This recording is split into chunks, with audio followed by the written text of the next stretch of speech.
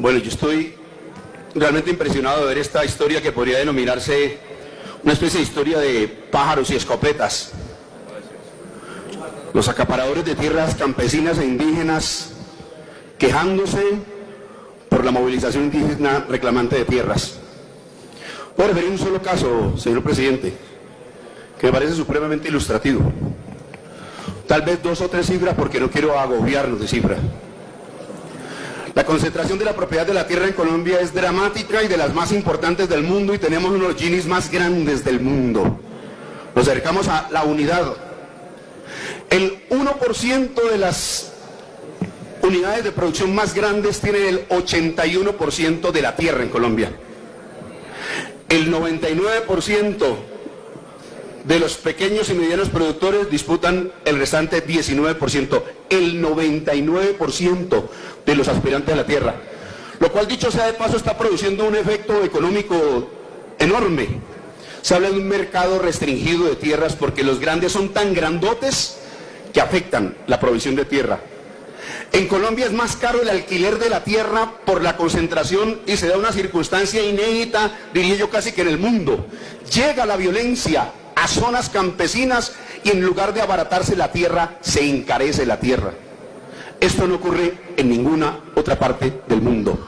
Cuando llega la violencia, lo que ocurre es que tiende a abaratarse la propiedad de la tierra. Pues bien, este antecedente para decir 2 cifras adicionales. El 69% de la tierra indígena es de vocación forestal. El promedio de propiedad de la tierra es de 2 a 3 hectáreas en zonas en las cuales la unidad agrícola familiar es de 14 y 15 hectáreas. 2 hectáreas por familia campesina, 3 hectáreas por familia campesina. Y quienes por otra parte se quejan en este Congreso de la República y en los editoriales de los grandes medios de comunicación.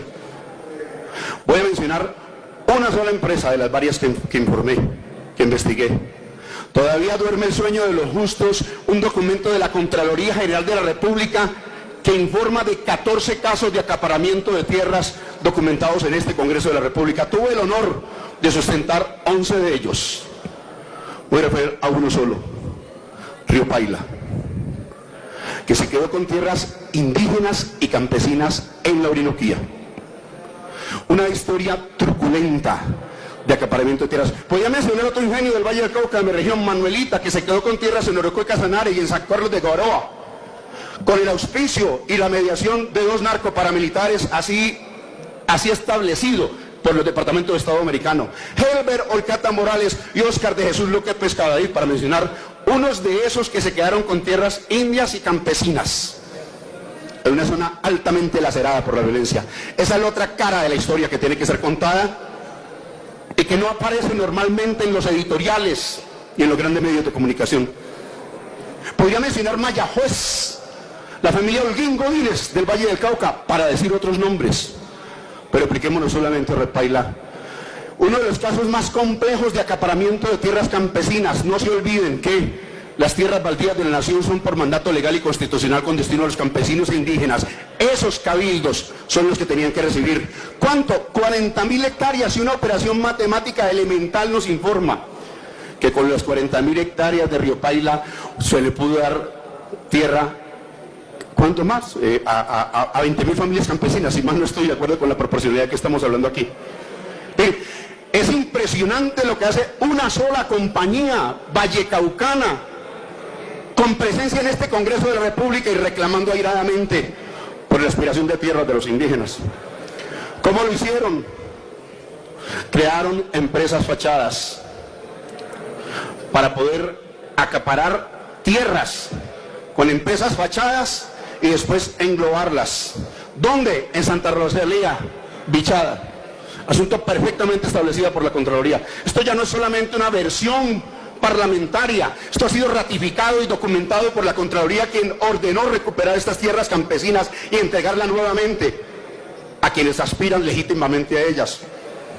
Pues bien, para completar la historia, permítame decir lo siguiente: no solamente se quedan con tierras campesinas, acaparan, acumulan tierras, acumulan baldíos ilegalmente. Los que mediaron la operación los que crearon la empresa Fachada, fungieron a la vez como testaferros el grupo de abogados de Brigar y Urrutia, cuyo flamante embajador Carlos Urrutia debió de renunciar por nuestras denuncias en este Congreso de la República. Esa es la verdadera historia de ese acaparamiento. ¿Y quiénes mediaron el acaparamiento? ¿Quiénes organizaron el modo como se burlaba la ley para quedarse con tierras campesinas e indígenas? El grupo Brigar y Urrutia, con la asesoría directa de Francisco Uribe Noguera. Francisco Uribe Noguera, a la postre hermano de Rafael Uribe Noguera, el violador de la niña indígena Juliana Zambolí, grupo que asesoraba el acaparamiento irregular de tierras indígenas, y uno de sus familiares termina violando a una niña indígena en la ciudad de Bogotá. Ese es el tipo de abogados que asesoró este proceso de pérdida de tierras campesinas en la Orinoquía. Y termino con lo siguiente: buena parte de esas tierras que le atribuyen los indígenas, al menos 10 millones de hectáreas están en la Amazonía. Hoy están siendo deforestadas por una razón, presidente, sobre el cual tenemos que volver. El plan maestro de la Orinoquía, que inicialmente hablaba de entregar al gran capital 2 a 4 millones de hectáreas en la altillanura, ahora comprende también a la Orinoquía y está por el orden de 15 millones de hectáreas. Algún día discutemos si son gratuitas las 10.000 quemas que se están estableciendo mensualmente en los llanos orientales.